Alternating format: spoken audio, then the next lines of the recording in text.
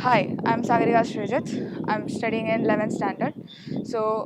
From 6th standard, I have been with Edu Mithra, and now I'm with them on my trip to NASA. My trip to NASA has been a very exciting experience. We had a 5-hour astronaut training program.